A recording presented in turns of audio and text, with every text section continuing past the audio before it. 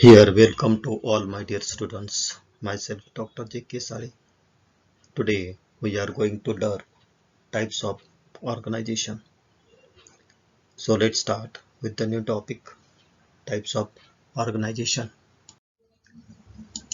There are many types of organization, each with its merit and demerits, and there may be variations. There are many types, each with its. There may be variations.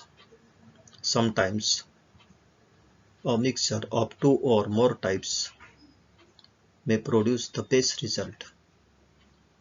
The office manager should neither be guided by theories alone. He should be dogmatic about it. He should consider the needs of his office carefully.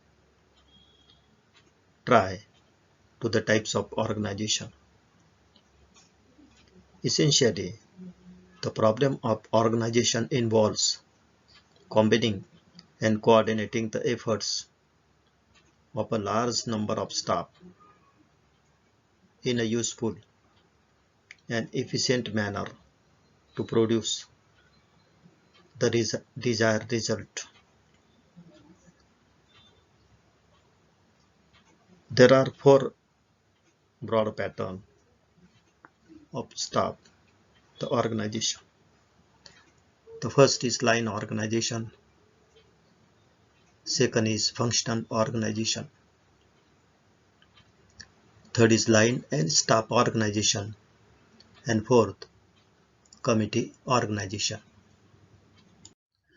The first point is line organization. This is the oldest as well as the most common type of organization. It is used many companies. It is also known as military system as the type of organization. The characteristic features of this type. It is flow vertically from the topmost executive to the lowest subordinate. The entire organizational structure. The top and reduce through each level down the organizational scale. It is variation of the pure line organization. It's the departmental line organization. It is the business enterprise into several departments of authority. The two merits of line organization.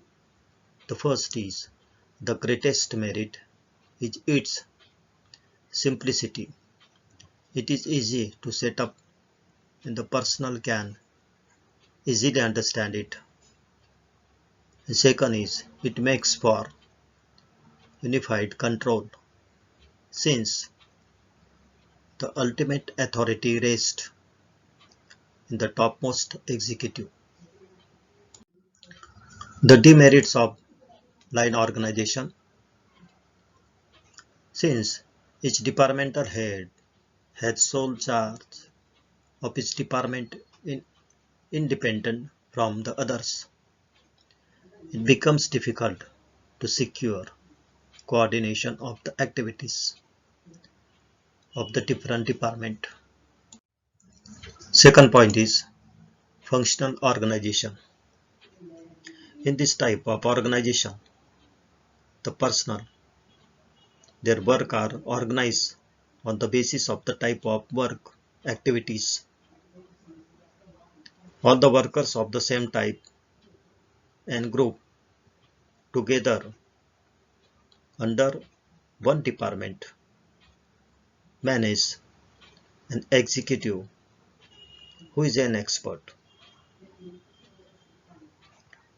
The separate functional departments for the major functions of the business, engineering or production, purchase, sales, finance, and personnel, etc. Each department performs specialized functions for the entire organization. The two merits of functional organization. The first is this type of organization makes the greatest use of the principle of division of labor, resulting in a high degree of specialization. The second is separation of mental and manual functions is possible under this type of organization. The demerits.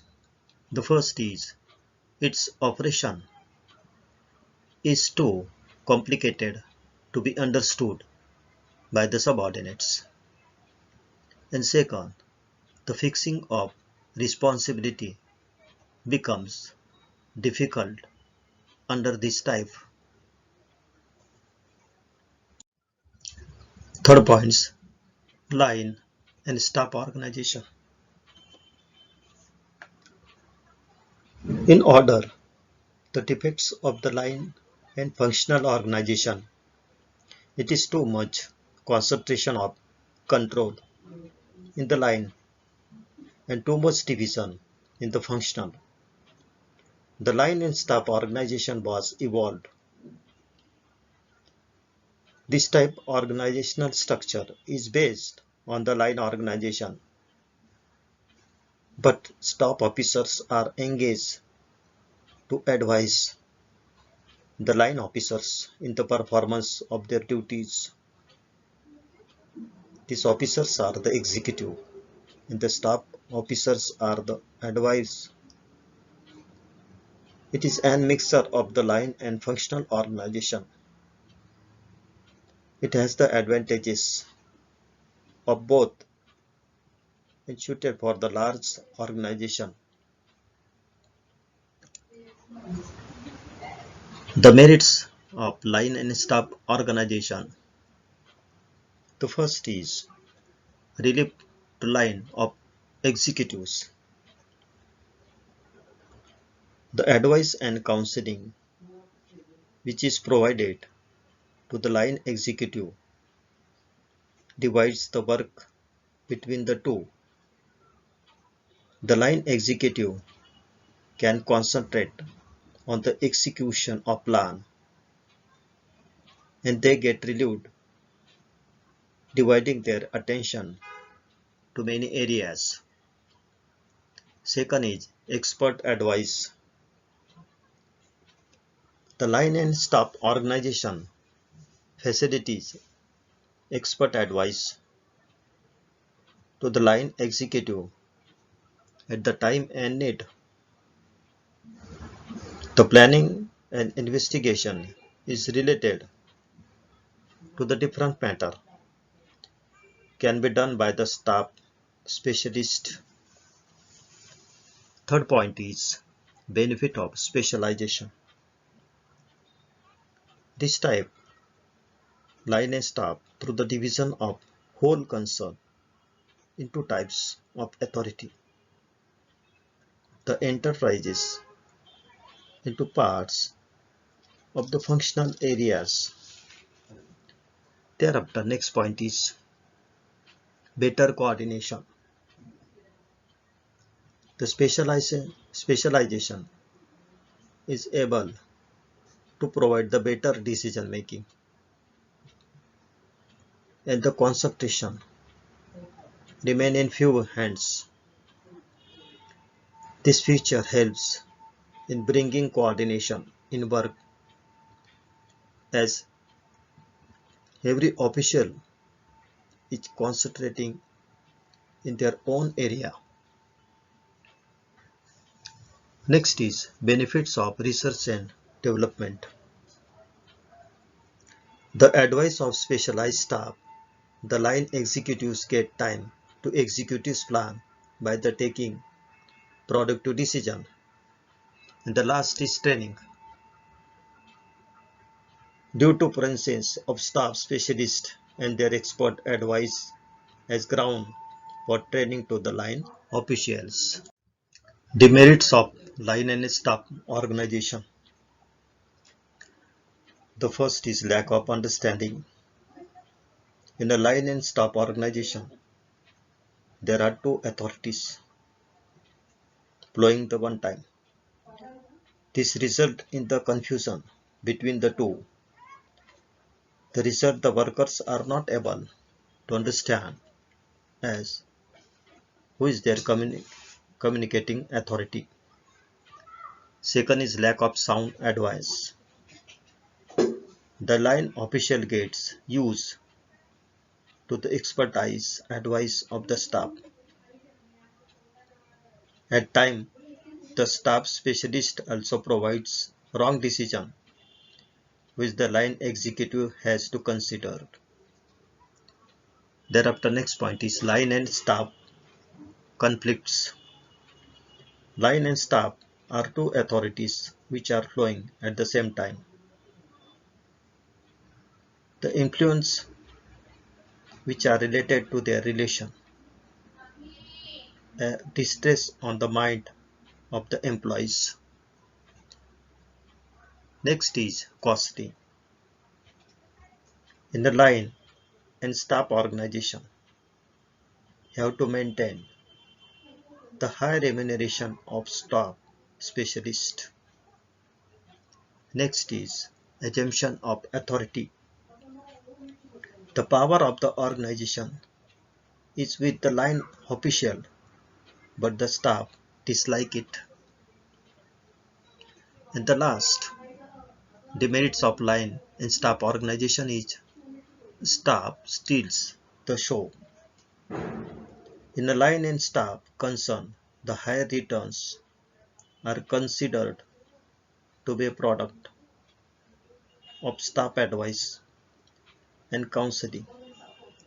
So, these were the various demerits of line and staff organization. The last point is committee organization. Committee means a body of person interested with the discharging some assigned functions collectively as a group. Normally, committee are found to be at different level and organizational structure. It is in both business and non-business institution. However, a committee organization is rarely found its pure form. It is usually found in addition to a line and staff organization. The committee itself may be organized with the line or staff authority. The committee is organized with the line authority. It is usually vested with powers of decision making and its execution. The example of a group executive is the board of directors of business company, whereas the various committee of directors as well as other committee at lower level of organization or the advisory committee. The merits of committee organization. It is an excellent medium for discussion and educating workers and also for informing the objectives and policies to the workers. The demerits of committee organization. The first is committees take much time in discussion to come for final decision. And second is committee organization is an expensive device both in terms of time and cost. Committee decisions are frequently found to be weak and indecisive, since it is invariably the product, the compromise between the opposing opinion and the viewpoint. So, these were the various demerits. Thank you.